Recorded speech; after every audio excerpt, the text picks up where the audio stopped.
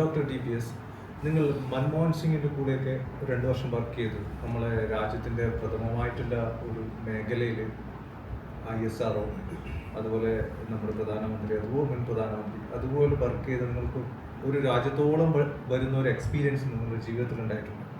നിങ്ങളിപ്പോൾ ഈ ഒരു ചോദ്യത്തിന് ഉത്തരമായി പറഞ്ഞതിൽ മെയിനായിട്ടുള്ളൊരു പോയിൻ്റാണ് ഫോക്കസ്. നമ്മൾ ഫോക്കസ് ചെയ്യപ്പെടുമ്പോൾ നമ്മൾ അതിൽ ഗ്രോ ചെയ്യാനുള്ള സാധ്യത വർദ്ധിക്കുന്നുണ്ട്. നമ്മുടെ ഈ ജെൻ-Z കാലഘട്ടത്തിലെ ഒരു തലമുറയോടൊന്നിച്ചാണ് നമ്മളിന്ന് ജീവിക്കുന്നത്. ഒരു വലിയൊരു വേരിയേഷൻ നമ്മളുടെ ഇടയിൽ സംഭവിച്ചുകൊണ്ടിരിക്കുകയാണ്. ഇന്നത്തെ ഒരു കാലഘട്ടത്തിൽ നമ്മുടെ കുട്ടികൾ ഒരു കയ്യിൽ മൊബൈൽ, ഇൻസ്റ്റഗ്രാം, ഇതുപോലെ സോഷ്യൽ മീഡിയയിൽ ഫോക്കസ്ഡ് ആയി പോവുകയും വിദ്യാഭ്യാസം, അവരുടെ തീരുമാനങ്ങൾ എടുക്കാനുള്ള ആ ഒരു കപ്പാസിറ്റി അതൊക്കെ വളരെ വികലമാക്കപ്പെടുകയും ചെയ്യുന്ന ഒരു സാഹചര്യം. ഈ രാജ്യത്തിലെ കുട്ടികളോട് നമുക്ക് എങ്ങനെ ഇതിൽ നിന്നൊരു മാറ്റം അനിവാര്യമാണെങ്കിൽ എങ്ങനെ അവർക്ക് ഫോക്കസ്ഡായി മുന്നോട്ട് വരാൻ സാധിക്കും എന്നുള്ളതിനെ കുറിച്ചൊന്ന് പറയാൻ സാധിക്കും. നമ്മുടെ ഈ തലമുറ വെച്ചാൽ മോഡേൺ വേൾഡിലുള്ള കുട്ടികൾ എന്നെക്കാളൊക്കെ ഭേദമാണ്, അല്ലെങ്കിൽ ഞങ്ങളുടെ ജനറേഷനേക്കാളും നമ്മുടെ ജനറേഷനൊക്കെ ഭേദമാണെന്ന് ഈ ഇന്നത്തെ കുട്ടികളൊക്കെ മൾട്ടിമീഡിയ സ്റ്റുഡൻസ് ആണ്.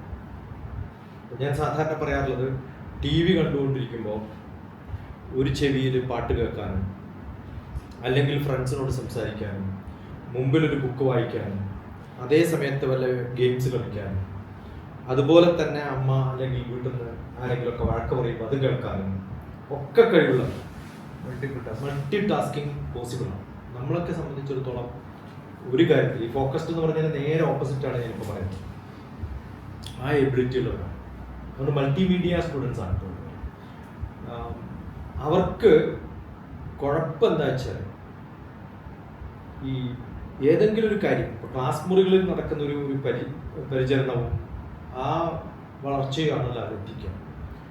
നമ്മുടെ ക്ലാസ് മുറികളിലൊക്കെ പലതും റിപ്പീറ്റ് ചെയ്ത് പറയും. ഒരു ടീച്ചർ 3 പ്രാവശ്യം പറയും. അപ്പോൾ 3 പ്രാവശ്യം പറയുമ്പോൾ ഒരു പ്രാവശ്യം പറഞ്ഞാൽ മനസ്സിലാവുന്നവരടുത്ത് 3 പ്രാവശ്യം പറഞ്ഞാൽ കുഴപ്പം എന്താണ്? അവരാദ്യം ശ്രദ്ധിക്കില്ല, രണ്ടാമത് ശ്രദ്ധിക്കില്ല, ലാസ്റ്റ് ശ്രദ്ധിക്കാനില്ല. അപ്പം ചിലപ്പോൾ പറയാറുണ്ട്. ചിലർ ഫസ്റ്റ് ശ്രദ്ധിച്ച് ആ 2 പ്രാവശ്യം പറയുന്നവർക്ക് ബോറടിക്കും. ഒരേ കാര്യം 3 പ്രാവശ്യം പറഞ്ഞാൽ ബോറടിക്കുന്നത്. അപ്പോൾ അവരുടെ ശ്രദ്ധ എന്ന് പറയുന്ന സംഭവം കുറഞ്ഞു. ഈ ഫോക്കസ് ആണല്ലോ ശ്രദ്ധ. നമ്മൾ ഉണ്ടാക്കിയെടുത്തിട്ടുള്ള രൂപമാണ്. കാരണം ഈ പഠിപ്പിക്കുന്ന നമുക്ക് ശ്രദ്ധയില്ലാത്തതുകൊണ്ട് നമ്മൾ അങ്ങനെയാണ് അവരെന്ന് വിചാരിച്ച് റിപ്പീറ്റ് ചെയ്ത് ക്ലാസ്സുകൾ തുടങ്ങും. ഒരു മാത്സ് പ്രോബ്ലം ചെയ്യാൻ 2 മിനിറ്റ് വേണ്ട, അര മിനിറ്റ് കൊണ്ട് തീർക്കാൻ പറ്റുന്നതാണ് 3 മിനിറ്റ് കൊണ്ട് ക്ലാസ്സിൽ പഠിപ്പിക്കുന്നത്. അപ്പോൾ കോമ്പറ്റീറ്റീവ് വേൾഡിൽ അവർ എക്സാം എഴുതാൻ വരുന്ന സമയത്ത് ഈ ബുദ്ധിമുട്ടുണ്ടാകും.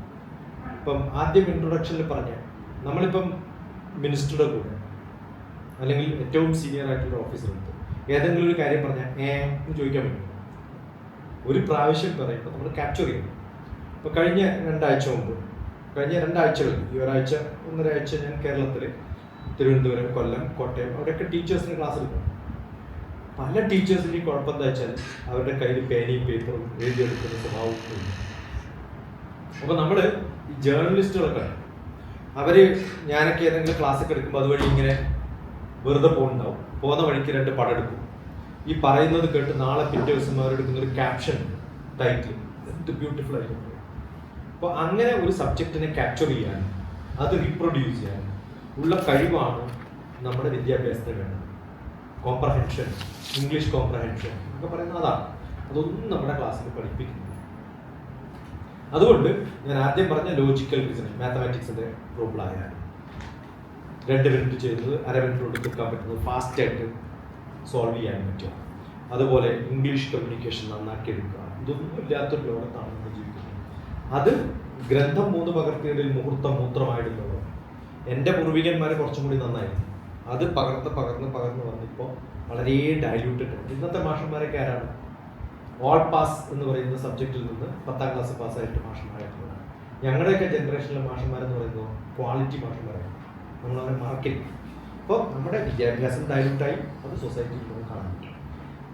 ഇന്നുള്ളൊരു ഓപ്ഷൻ എന്താ വെച്ചാൽ ഇവരൊന്നും ഡിപ്പെൻഡ് ചെയ്യാതെ ഓപ്പൺ ഓൺലൈൻ കോഴ്സസ്. ഇപ്പം എൻ്റെ ചില കുട്ടികളുണ്ട് 12ാം ക്ലാസ് കഴിഞ്ഞ് വിളിച്ച്, അല്ലെങ്കിൽ 10ാം ക്ലാസ് കഴിഞ്ഞ് വിളിച്ചു, 8ാം ക്ലാസ് ആകുമ്പോൾ വിളിച്ച് എൻ്റെ കുട്ടി എങ്ങനെ ഡയറക്റ്റ് ചെയ്യണം. ഞാൻ അവരോട് ഒട്ടനെ പറയാറുള്ളത്, international education sitting at home, free of cost. നിങ്ങൾക്ക് നേടാൻ പറ്റുന്ന മൂക്ക്, massive open online courses, free online courses ഒക്കെ ചെയ്ത് തുടങ്ങുക എന്ന് മുതൽ പഠിക്കാം. 200 കോഴ്സൊക്കെ ചെയ്തിട്ടുണ്ടാവും +2 കഴിയുമ്പോൾ. അവർ ഇന്റർനാഷണലി വന്നു. ആ കഴിവുള്ളവരാണ് ഞാൻ പറഞ്ഞ ഈ ജെൻസി. പക്ഷെ അവരെ നേരെ നമ്മൾ ഡയറക്റ്റ് ചെയ്തിട്ടില്ല, അവരെ നേരെ നമ്മൾ പിന്നെ മെൻറ്റർ ചെയ്തിട്ടില്ലെങ്കിൽ ബിക്കം യൂസേഴ്സ്. ഇപ്പോഴത്തെ ഒരു കോർപ്പറേറ്റ് കമ്പനികളുടെ തീരുമാനം എന്താ വെച്ചാൽ, സ്റ്റേബിൾ അല്ലാത്ത വളരെ ലാവിഷായിട്ട് ജീവിക്കുന്ന ഒരു സാഹചര്യത്തിൽ വരുന്നവരെ അവർ പണിയെടുക്കില്ല. നമ്മളിപ്പോൾ ഒരു ലാസ്റ്റ് 3 മണിക്കൂറിനുള്ളിൽ ഇന്ന് ഡെലിവറി ചെയ്യണമെന്ന് പറഞ്ഞാൽ അവരൊക്കെ എനിക്ക് ആവശ്യമില്ല, ആ ജോലി വിട്ടു. കാരണം ഒരു സ്ട്രെസ്സും സ്ട്രെയിനും എടുക്കാൻ തയ്യാറാണ്. അതിൽ നിന്ന് അവരെ മുക്തരാക്കിയിട്ടില്ലെങ്കിൽ അവരുടെ ഭാവി വ്യതിയാവുന്നതാണ്. അപ്പോൾ അതുകൊണ്ട് ഈ പറഞ്ഞ കൺസേൺ എനിക്കുണ്ട്. കാരണം ഞാൻ 1 മില്യൺ കുട്ടികളെയും 1 മില്യൺ ടീച്ചേഴ്സിനെയും അത്രയും മില്യൺ ആയിട്ടുള്ള പാരൻസിനെയും ഫേസ് ചെയ്തിട്ടുള്ള ഒരാളാണ്. അപ്പോൾ ഇതിൻ്റെയൊക്കെ പ്രോബ്ലംസ് എല്ലാ ദിവസവും എനിക്ക് വരാറുണ്ട്. ഇതിൻ്റെ സൊല്യൂഷൻസ് പറയുന്നത് നമ്മൾ ഉപരിപ്ലവമായിട്ടുള്ള പഠനം കൊണ്ടോ കുറേ കാര്യം ബൈഹാർട്ട് പഠിപ്പിച്ചിട്ട് കാര്യമില്ല. കാരണം ഈ യുഗത്തിൽ ഇതിൻ്റെ ഒന്നും ആവശ്യമില്ല. ഇതിനേക്കാളും കുറച്ചും കൂടി പവർഫുൾ ആയിട്ടുള്ളൊരു അപ്രോച്ചിലേക്ക് നമ്മൾ മാറിയിട്ടില്ലെങ്കിൽ ഇന്നത്തെ കുട്ടികൾക്കൊന്നും ജോലി കിട്ടാനുള്ള സാധ്യത.